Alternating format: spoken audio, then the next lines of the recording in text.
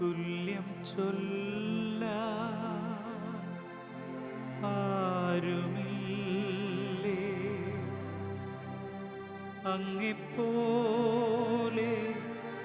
യേശുവേ. ജീവനേ സ്വന്തമേ അങ്ങേ മാർവിൽ ചാരുന്നു ഞാൻ. ജീവനേ സ്വന്തമേ അങ്ങേ മാർവിൽ ചാരുന്നു ഞാൻ.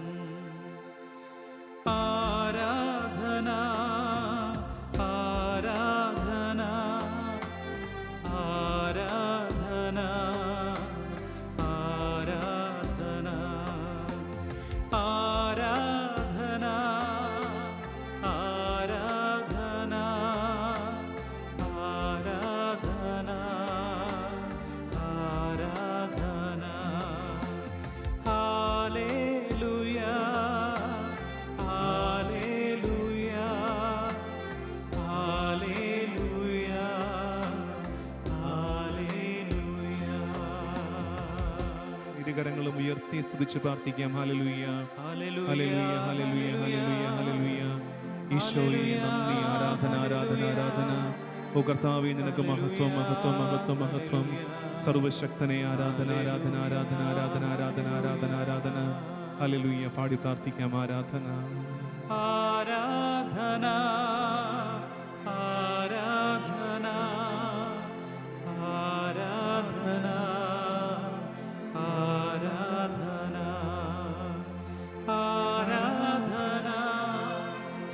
ആരാധന ആരാധന ആരാധന ദിവ്യകാരുണ്യ നാഥന്റെ സാന്നിധ്യത്തിൽ നൽകുന്ന ആശ്വാസത്തിൽ നമുക്കായിരിക്കും. നമ്മളെയൊക്കെ അലട്ടുന്ന ഒരു ചോദ്യമാണ്, എന്തുകൊണ്ട് കർത്താവേ ഈ സഹനം? ഞാൻ പ്രാർത്ഥിക്കുന്നുണ്ടല്ലോ, പറ്റുന്ന പോലൊക്കെ ഞാൻ കൊന്ത ചെല്ലുന്നുണ്ട്, കുർബാനയിൽ പങ്കെടുക്കുന്നുണ്ട്, വചനം വായിക്കുന്നുണ്ട്, ധ്യാനങ്ങളിൽ പങ്കെടുക്കുന്നുണ്ട്, എന്നെക്കൊണ്ടാകുന്നതൊക്കെ ഞാൻ ചെയ്യുന്നുണ്ട്. എന്നിട്ടും എന്തുകൊണ്ട് എനിക്ക് ഈ സഹനം? ചിലരൊക്കെ പറയാറുണ്ട് സഹനം ഒരു പ്രഹേളികയാണെന്നൊക്കെ. അങ്ങനെയൊന്നും നമ്മൾ വിചാരിക്കേണ്ട. സഹനം അങ്ങനെ പ്രഹേളികയൊന്നുമല്ല. ക്രൈസ്തവ സഹനത്തിന് അർത്ഥമുണ്ട്. അത് വെറുതെ ഒന്നുമല്ല. നമ്മൾ ഇന്ന് നമുക്ക് വേണ്ടി പാടുപീഡകൾ സഹിച്ച് തകർക്കപ്പെട്ട് ചോര ചിന്തി ബലിയായവൻ്റെ ചാരത്തിരുന്ന് സഹനത്തിൻ്റെ അർത്ഥം മനസ്സിലാക്കാൻ ശ്രമിക്കുകയാണ്.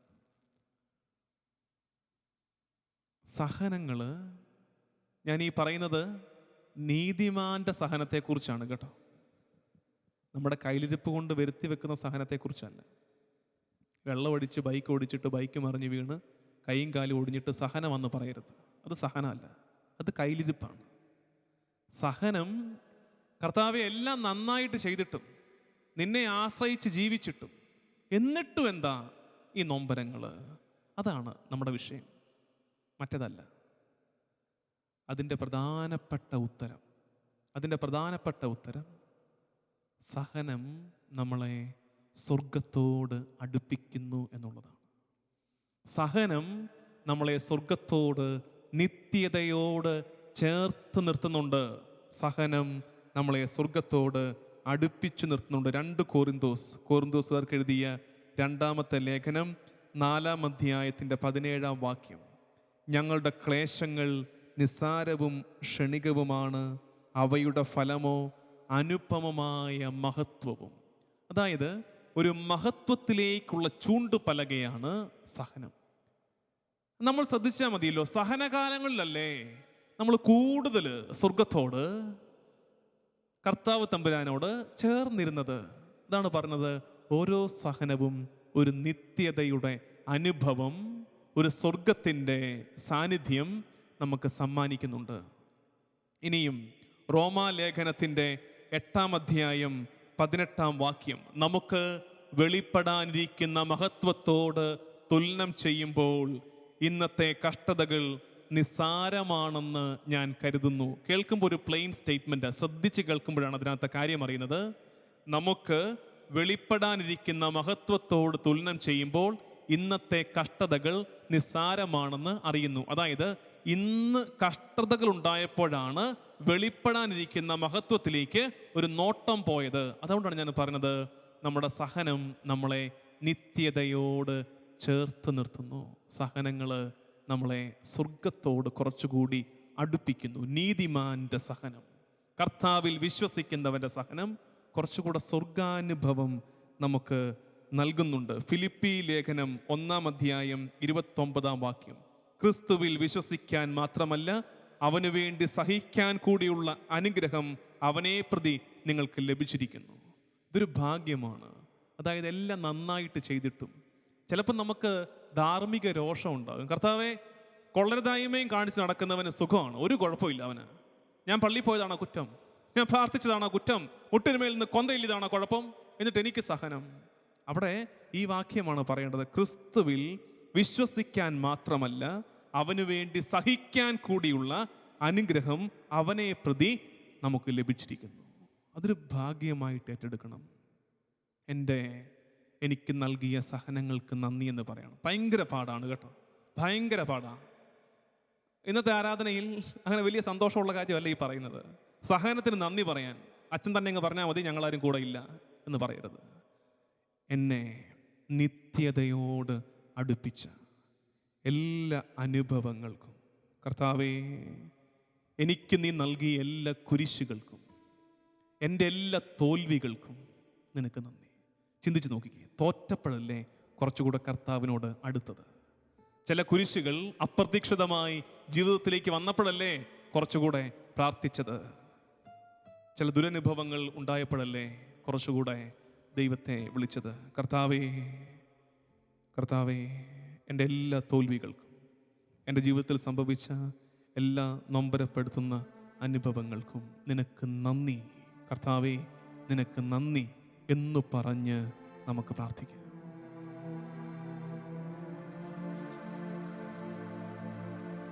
എന്നെ നിത്യതയോടടുപ്പിക്കുന്ന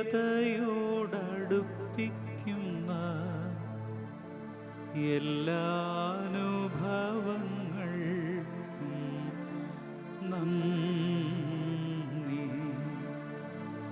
എന്നെ നല്ല ശിഷ്യനാക്കിയിടുന്ന എല്ലാ കുരിശുകൾക്കും നാഥ നന്ദി.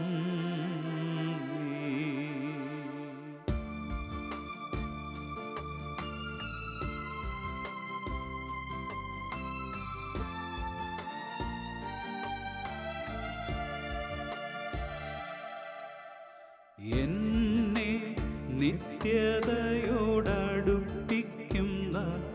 എല്ലാ അനുഭവങ്ങൾക്കും നന്ദി. എന്നെ നല്ല ശിഷ്യനാക്കിയിടുന്ന എല്ലാ കുരിശുകൾക്കും നാഥ നന്ദി. എല്ലാ തോൽവികൾക്കും നാഥ നന്ദി.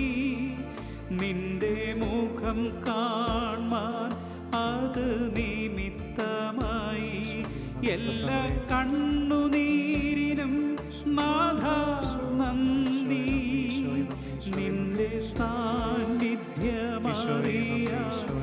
ഇടയായി താഴ്വരയിൽ മുള്ളുകളിൽ പനിനീർപ്പൂപോ ശോധനയിൽ ചൂളയതിൽ പൊന്നുപോലെ ഉയർച്ചയിലും താഴ്ചയിലും മരണത്തിലും ജീവനിലും നിൻ സാന്നിധ്യം മതി.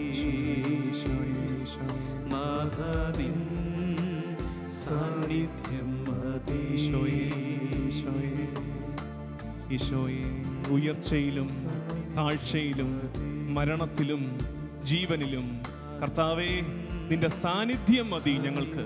നിന്റെ കൂട്ടൊന്ന് കിട്ടിയാൽ മതി. സഹനങ്ങളെ എടുത്തു മാറ്റണമേ എന്നല്ല ഞങ്ങൾ പ്രാർത്ഥിക്കുന്നത്. കർത്താവേ, ഈ സഹനക്കിടക്കയിൽ, ഈ രോഗക്കിടക്കയിൽ നിന്റെ സാന്നിധ്യം ഒന്ന് അനുഭവിക്കാൻ ഞങ്ങൾക്ക് നീ ഇടവരുത്തണേ. നീ ഒന്ന് കയ്യിൽ പിടിക്കണമേ. ഗത്സമനിയിൽ ഓ പുത്ര തിരുക്കുമാര, നീ രക്തം വിയർത്ത് പ്രാർത്ഥിച്ചില്ലേ പിതാവിനോട്? അപ്പാ, കഴിയുമെങ്കിൽ ഈ പാനപാത്രം ഒന്ന് എടുത്തു മാറ്റണമേ, എന്നെ കൊണ്ടാകുന്നില്ലെന്ന് പറഞ്ഞ് രക്തം വിയർത്ത് പ്രാർത്ഥിച്ച നേരത്ത് സ്വർഗത്തിന്റെ സമ്മാനം, സ്വർഗം ആ പ്രാർത്ഥനയ്ക്ക് ഉത്തരം കൊടുത്തില്ല. ആ പാനപാത്രം എടുത്തു മാറ്റിയില്ല, മറിച്ച് ഒരു മാലാഖയെ കൂട്ടിനയച്ചു. ആ സഹന നേരത്ത് ആശ്വാസമാകുവാൻ സ്വർഗത്തിന്റെ സഹായമായി ഒരു മാലാഖയെ കൂട്ടയച്ചു. കർത്താവേ, ഞങ്ങൾ പ്രാർത്ഥിക്കുന്നത് സ്വർഗത്തിൽ നിന്ന് നിന്റെ മാലാഖയെ കൂട്ടയക്കണമേ. ദാ ഈ കണ്ണീരിന്റെ നേരത്ത്, ഈ സഹനത്തിന്റെ നേരത്ത്, ഈ പങ്കപ്പാടുകളുടെ നേരത്ത് ഞങ്ങളെ കൊണ്ട് കൂട്ടിയാൽ കൂടാതെ ഞങ്ങൾ ഇങ്ങനെ വിഷമിച്ച് തളർന്നിരിക്കുന്ന നേരത്ത് നിന്റെ സാന്നിധ്യം വേണം കർത്താവേ. നിന്റെ സാന്നിധ്യം വേണം, നിന്റെ കൂട്ട് ഞങ്ങൾക്ക് വേണം. ഈ സഹനകാലത്തെ, ഈ സഹനക്കടലിനെ ഞങ്ങൾ അതിജീവിക്കും. പ്രാർത്ഥിക്കാൻ നമുക്ക്. കർത്താവേ, നിന്റെ സാന്നിധ്യം മതി ഞങ്ങൾക്ക്, നിന്റെ കൂട്ട് മതി ഞങ്ങൾക്ക്. നാഥാ, നിൻ സാന്നിധ്യം മതി. ഈശോയേ, നിൻ സാന്നിധ്യം മതി. നാഥാ, നിൻ സാന്നിധ്യം മതി.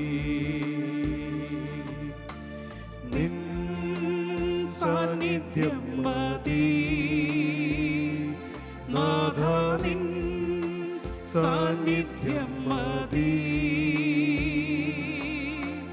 നിൻ സാന്നിധ്യം മതി. നാഥാ, നിൻ സാന്നിധ്യം മതി.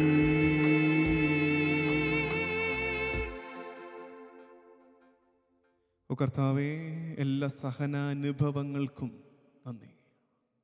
നമ്മൾ കർത്താവിനോട് ചേർന്നിരിക്കുമ്പോൾ, കർത്താവിൻ്റെ സ്വന്തമാണെന്നുള്ള അനുഭവത്തിൽ ജീവിക്കുമ്പോൾ ചില സഹനങ്ങൾ സമ്മാനമാണ്, ചില സഹനങ്ങൾ സമ്മാനമാണ്. ഞാൻ ആദ്യം അപ്പോയിൻമെൻ്റ് കിട്ടിയ പള്ളിയിൽ, കോട്ടയം ലൂർദ് ഇടവകയാണ്. അവിടുത്തെ ഒരു യുവാവിനെയും കൊണ്ടൊരു യാത്ര പോയി. അപ്പോൾ ഈ യുവാവ്, അവനൊരു 19 വയസ്സ്. ഇവൻ്റെ അമ്മയ്ക്ക് ക്യാൻസറാണ്, മരിച്ചുപോയി കേട്ടോ. ഞാൻ പരിചയപ്പെടുന്ന കാലത്ത് ക്യാൻസറിൻ്റെ ആരംഭഘട്ടം വെച്ചാൽ ആ ഒരു സിറ്റുവേഷനിലായിരുന്നു. അപ്പം ഞാൻ ഇവനോട് ഒരിക്കൽ യാത്ര പോയി. ആ സമയത്ത് എനിക്കറിയാം ഇവൻ്റെ അമ്മയ്ക്ക് ക്യാൻസറാണെന്നറിയാം. ഞാൻ ഇവനോട് കൗതുകത്തോടെ ചോദിച്ചു, എടാ, അമ്മയ്ക്ക് ക്യാൻസറാണെന്ന് അറിഞ്ഞിട്ട് നിനക്ക് എങ്ങനെയാണ് പിടിച്ചു നിൽക്കാൻ പറ്റുന്നത്? ഞാൻ എന്നിട്ട് എളിമയോടെ പറഞ്ഞു, എന്നെക്കൊണ്ട് പറ്റുമെന്ന് തോന്നുന്നില്ലടാ. പെട്ടെന്ന് ഇപ്പം എൻ്റെ അമ്മയ്ക്ക് ക്യാൻസറാണെന്ന് അറിഞ്ഞാൽ എന്നെക്കൊണ്ട് എനിക്ക് അറിഞ്ഞുകൂടാ, എന്നെക്കൊണ്ട് അത് മാനേജ് ചെയ്യാൻ പറ്റുമോ, അതിനെ അക്സെപ്റ്റ് ചെയ്യാൻ പറ്റുമോ എന്ന് എനിക്ക് തോന്നുന്നില്ല. നീ എങ്ങനെയാണ്, എനിക്ക് ഒരു കൗതുകത്തോടെ ഞാൻ ചോദിക്കുന്നതാണ്, നീ എങ്ങനെയാണ് ഇതിനെ ഹാൻഡിൽ ചെയ്തത്? അപ്പോൾ അവൻ പറഞ്ഞ ഉത്തരമാണ് എന്നെ ഞെട്ടിച്ച് കളഞ്ഞത്. അതുപോലൊരു ഉത്തരം ഒരാളും ഇതുവരെ എന്നോട് പറഞ്ഞിട്ടില്ല, ഒരാളുടെ വായിൽ ഞാൻ കേട്ടിട്ടില്ല.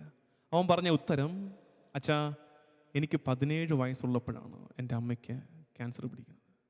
അതായത് ഈ കൈവിട്ടു പോകാൻ പറ്റുന്ന പരുവത്തിൽ നിൽക്കുകയായിരുന്നു ഞാൻ. ചില പ്രായത്തിൻ്റെ കൗതുകങ്ങളിലേക്ക്, ചില കൂട്ടുകെട്ടിലേക്ക് ഇങ്ങനെ പോകാൻ വേണ്ടി ഇങ്ങനെ അറ്റപ്പറ്റ നിൽക്കുകയായിരുന്നു ഞാൻ, റെഡിയായിരുന്നു ഞാൻ. അപ്പോഴാണ് ഞാൻ അറിയുന്നത് എൻ്റെ അമ്മയ്ക്ക് ക്യാൻസറാണ്. എനിക്ക് പിന്നെ എങ്ങനെയാ ആ വഴിയിലോട്ടൊക്കെ പോകാൻ പറ്റുന്നത്? പിന്നെ ഞാൻ, അമ്മ, എൻ്റെ കുടുംബം, പ്രാർത്ഥന, പള്ളി, തിരിച്ചു വന്നു. ചില സഹനങ്ങൾ നമ്മൾ കൈവിട്ടു പോകാതിരിക്കാൻ കർത്താവ് തരുന്നതാണ്. ഒന്നോർത്താൽ, ജീവിതത്തിൻ്റെ പല നാളുകളിൽ അത്തരം ചില സഹനങ്ങൾ കിട്ടിയത് കൊണ്ടാണ് നമ്മളൊക്കെ ഇപ്പോഴും ഇങ്ങനെ ഇരിക്കുന്നത്. ചില സഹനങ്ങൾ കർത്താവിന് നമ്മളെ കളയണ്ടെന്ന്, നമ്മളെ വിട്ടുകളയാൻ താല്പര്യമില്ല. അതുകൊണ്ട് ചെതറിപ്പോകാൻ സാധ്യതയുണ്ടെന്ന് തോന്നുമ്പോൾ കർത്താവ് ഒരു ചെറിയ സഹനം തരും. അപ്പം നമ്മൾ ഓടി ഇതിനകത്ത് കയറിയിരിക്കും. ഇതുപോലെയാണ്. കർത്താവേ, അങ്ങനെയാണെങ്കിൽ സഹനങ്ങൾക്ക് നന്ദി എന്ന് പറഞ്ഞ് പ്രാർത്ഥിക്കുക. സഹനങ്ങൾക്ക് നന്ദി നമ്മളെ കുറച്ചുകൂടെ വിശുദ്ധീകരിക്കും. സാധാരണ പറയുന്ന ഉപമയല്ലേ, സ്വർണം മാറ്റുകൂട്ടിയെടുക്കുന്നത് പോലെയാണ് സഹനം. നമ്മളുടെ മാറ്റ് കൂട്ടിയെടുക്കുകയാണ്. നമ്മൾ സഹനങ്ങളിലൂടെ കടന്നു പോയ കാലത്തൊക്കെ വിശ്വാസം കൂടിയിട്ടേ ഉള്ളൂ. വിശ്വാസിയാണെങ്കിൽ, കർത്താവിനെ കണ്ടിട്ടുണ്ടെങ്കിൽ, അനുഭവിച്ചിട്ടുണ്ടെങ്കിൽ, അല്ലെങ്കിൽ പ്രാഗിയും പള്ളു പറഞ്ഞും ആ സഹനകാലത്തിൻ്റെ മെച്ചമൊക്കെ കളഞ്ഞു കുളിച്ചിട്ടുണ്ടായിരിക്കും. മറ്റൊരു പ്രധാനപ്പെട്ട പ്രത്യേകത എന്നറിയാമോ?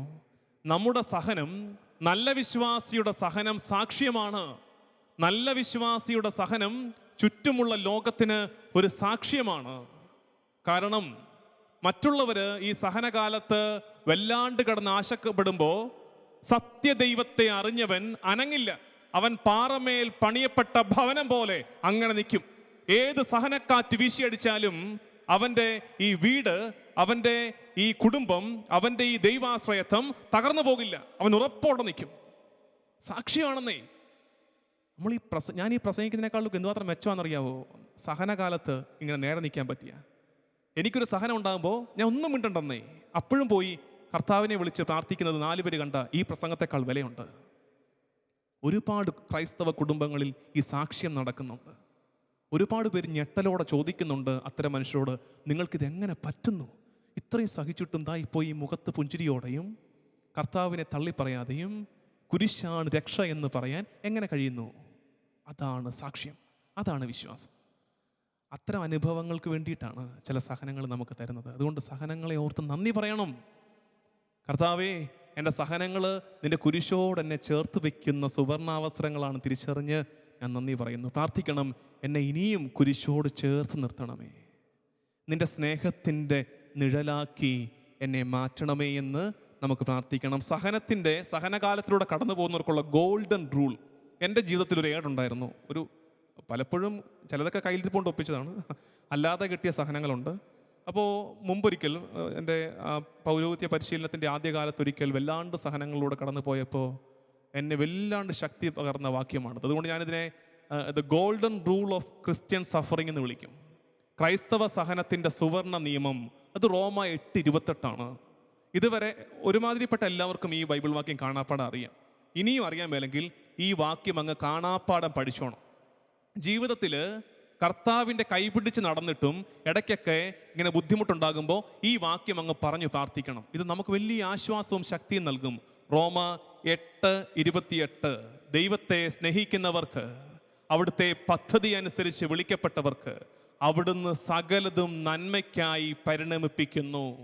ദൈവത്തെ സ്നേഹിക്കുന്നവർക്ക്, അവിടുത്തെ പദ്ധതി അനുസരിച്ച് വിളിക്കപ്പെട്ടവർക്ക് അവിടുന്ന് സകലതും, നമ്മുടെ ജീവിതത്തിൽ എന്ത് നടന്നാലും അത് മുഴുവൻ നന്മയ്ക്കായി അവൻ മാറ്റിയെടുക്കും. ദൈവത്തെ സ്നേഹിക്കുന്നവർക്ക്, അവിടുത്തെ പദ്ധതി അനുസരിച്ച് വിളിക്കപ്പെട്ടവർക്ക് അവിടുന്ന് സകലതും നന്മയ്ക്കായി പരിണമിപ്പിക്കുന്നു. ഇനി റോമ 5-ാം അധ്യായത്തിൻ്റെ 3-ാം വാക്യം തൊട്ട് സഹനത്തിൻ്റെ മെച്ചമുണ്ട്.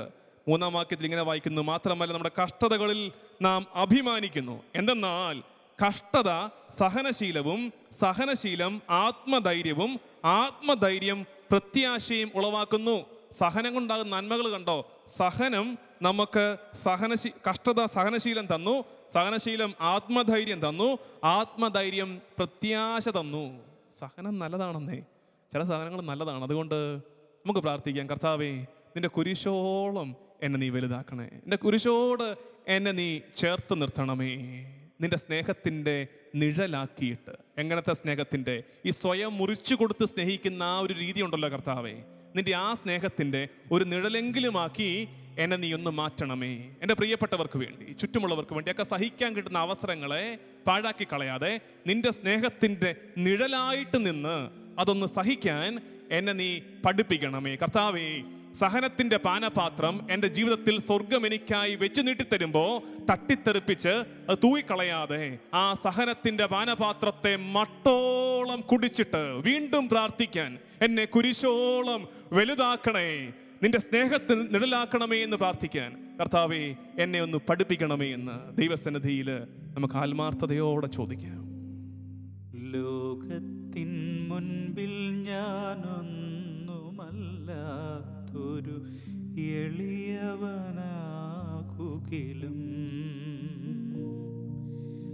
ദൈവമേ, നിൻ മുൻപിൽ ദാസനാം ഞാൻ ഒട്ടും ചെറുതായി പോകരുതേ. ലോകത്തിൽ ലോകത്തിൻ മുൻപിൽ ഞാനൊന്നുമല്ലാത്തൊരു എളിയവനാകുകിലും ദൈവമേ നിൻ മുൻപിൽ ദാസനാം ഞാൻ ഒട്ടും ചെറുതായി പോകരുതേ. എന്നെ കുരിശോളം വലുതാക്കണേ, നിന്റെ സ്നേഹത്തിൻ നിഴലാക്കണേ. എന്നെ കുരിശോളം വലുതാക്കണേ, നിന്റെ സ്നേഹത്തിൻ നിഴലാക്കണേ.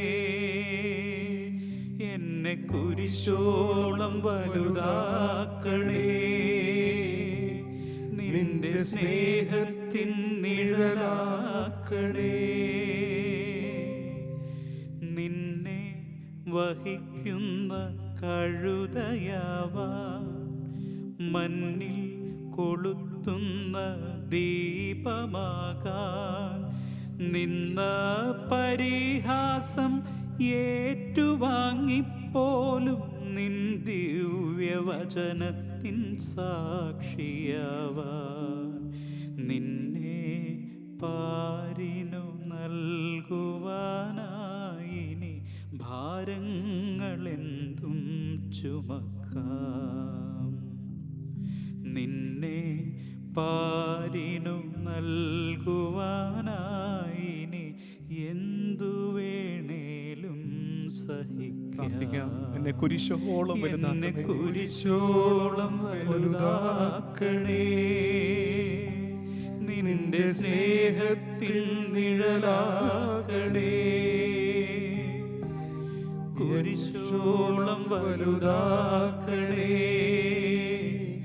നിന്റെ സ്നേഹത്തിൽ നിഴലാക്കണേ. കർത്താവേ, എന്നെ നിന്നെ സ്നേഹിക്കുന്നതിന്റെ പേരിൽ, വലുതാക്കണേ, വിശ്വസിക്കുന്നതിന്റെ പേരിൽ നൊമ്പരപ്പെടുന്ന ഒരുപാട് പേര്, നിന്റെ സുവിശേഷം പ്രഘോഷിക്കുന്നതിന്റെ പേരിൽ, ലോകത്തിൽ നിന്റെ സാക്ഷികളായി ജീവിക്കുന്നതിന്റെ പേരിൽ സഭ നൊമ്പരപ്പെടുമ്പോൾ, കർത്താവേ, സഭയ്ക്ക് ശത്രുക്കൾ ഏറുമ്പോൾ, സുവിശേഷം പ്രസംഗിക്കുന്നവർക്ക് ശത്രുക്കൾ ഏറുമ്പോൾ, സഹനങ്ങൾ ഒരുപാട് എല്ലാ ദിക്കുകളിൽ നിന്നും സഭ മക്കളെ തേടി വരുമ്പോൾ ഞങ്ങൾ ഒരുമിച്ച് പ്രാർത്ഥിക്കുന്നു. കർത്താവേ, ഞങ്ങളെ കുരിശോളം വലുതാക്കണേ. വീട്ടകങ്ങളിൽ പോലും ഈശോയിൽ വിശ്വസിക്കുന്നതിന്റെ പേരിൽ നൊമ്പരപ്പെടുന്ന മക്കൾ, ജീവിത പങ്കാളിയിൽ നിന്ന്, മക്കളിൽ നിന്ന്, പ്രിയപ്പെട്ടവരിൽ നിന്ന് പരിഹാസ ശരങ്ങൾ ഏൽക്കേണ്ടി വരുന്നവൾ, കർത്താവേ, ഞങ്ങൾ ഒരുമിച്ച് പ്രാർത്ഥിക്കുന്നു. നിന്റെ കുരിശോളം ഞങ്ങളെ വലുതാക്കണേ. നിന്റെ സ്നേഹത്തിന് നിഴലാക്കി ഞങ്ങളെ മാറ്റണമേ. നിന്റെ കുരിശിൽ ഞങ്ങളെ മറച്ചു പിടിക്കണമേ. ദൈവജനമേ, എല്ലാ സഹനാനുഭവങ്ങളെയും ചേർത്ത് പിടിച്ച്, പ്രത്യേകിച്ച് സുവിശേഷത്തെ പ്രതി, ഈശോയെ പ്രതി നമ്മൾ ഏറ്റെടുക്കുന്ന എല്ലാ സഹനാനുഭവങ്ങളെയും ചേർത്ത് പിടിച്ച് ഒരിക്കൽ കൂടെ പ്രാർത്ഥിക്കാം. കർത്താവേ, നിന്റെ കുരിശോളം ഞങ്ങളെ വലുതാക്കണമേ. എന്നെ കുരിശോളം വലുതാക്കണേ, നിന്റെ സ്നേഹത്തിൻ നിഴലാക്കണേ. എന്നെ കുരിശോളം വലുതാക്കണേ, നിന്റെ സ്നേഹത്തിൻ നിഴലാക്കണേ. എന്നെ കുരിശോളം വലുതാക്കണേ, നിന്റെ സ്നേഹത്തിൽ നിഴലാക്കണേ.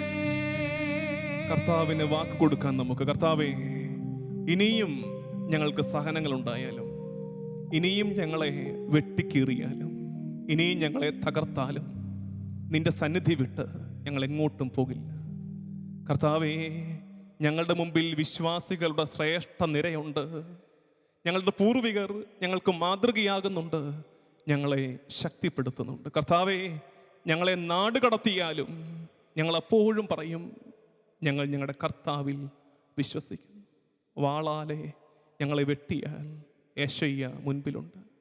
കർത്താവേ, ആഴിയിലേക്ക്, സമുദ്രത്തിലേക്ക് ഞങ്ങളെ വലിച്ചെറിഞ്ഞാൽ യോനാ പ്രവാചകൻ ഞങ്ങളുടെ മുമ്പിലുണ്ട്.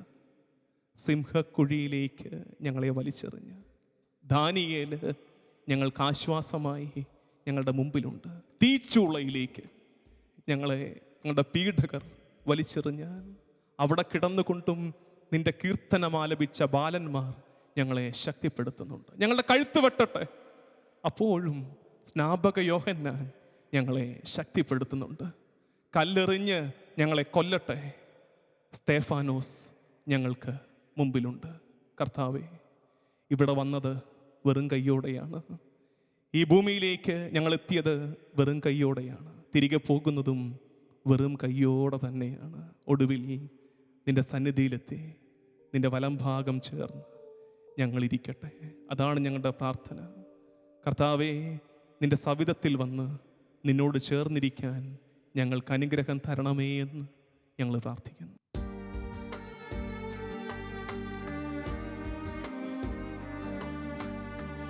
എന്നെ നാടു കടത്തട്ടെ, തുണയ്ക്കു കർത്താവുണ്ടങ്ങ്. വാളാലെന്നെ കീറട്ടെ, എനിക്കു താങ്ങുണ്ടേശായ.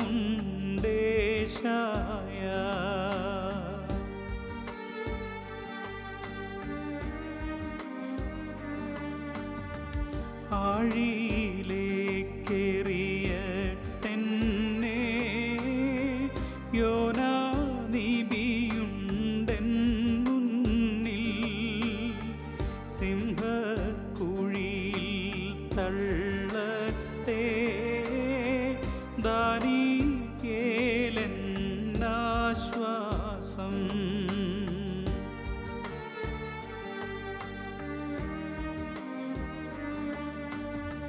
തീച്ചൂളയിലേറിയട്ടെന്നെ, ആ പൈതങ്ങളെ ഞാനോർക്കും. വാളാലെൻ തല വീഴട്ടെ, സ്നാപക യോഹന്നാൻ മുന്നിൽ.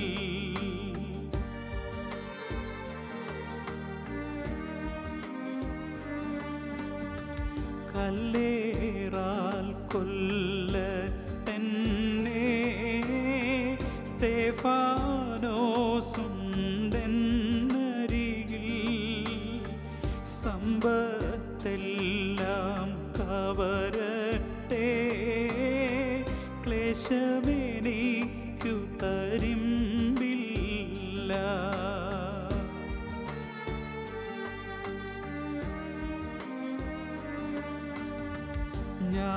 ഞാനിവിടെത്തി വെറും കൈയായി പോകും, തിരികെ വെറും കൈയായി. ഞാനവിടെത്തി താതൻ്റെ സവിധം ചേർന്നു വസിച്ചിടും. ഞാനിവിടെത്തി വെറും കൈയായി പോകും, തിരികെ വെറും കൈയായി. ഞാനവിടെത്തി താതൻ്റെ സവിധം ചേർന്നു വസിച്ചിടും. ഹല്ലേലൂയ. സ്തോത്രം യേശുവേ, സ്തോത്രം യേശുവേ, നന്ദി. ഹല്ലേലൂയ, ഹല്ലേലൂയ, ഹല്ലേലൂയ, ഹല്ലേലൂയ. സ്തോത്രം യേശുവേ, സ്തോത്രം യേശുവേ, നന്ദി. നിത്യതയോടടുപ്പിക്കും എല്ലാ അനുഭവങ്ങൾക്കും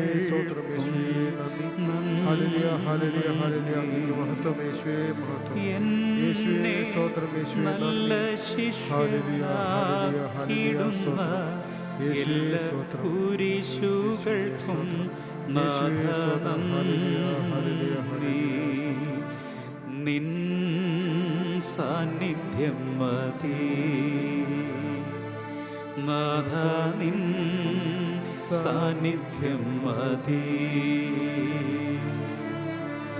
നിൻ സാന്നിധ്യം മതി നാഥ നിൻ സാന്നിധ്യം മതി നിൻ സാന്നിധ്യം മതി നാഥ നിൻ സാന്നിധ്യം മതി നിൻ സാന്നിധ്യം മതി നാഥ നിൻ സാന്നിധ്യം മതി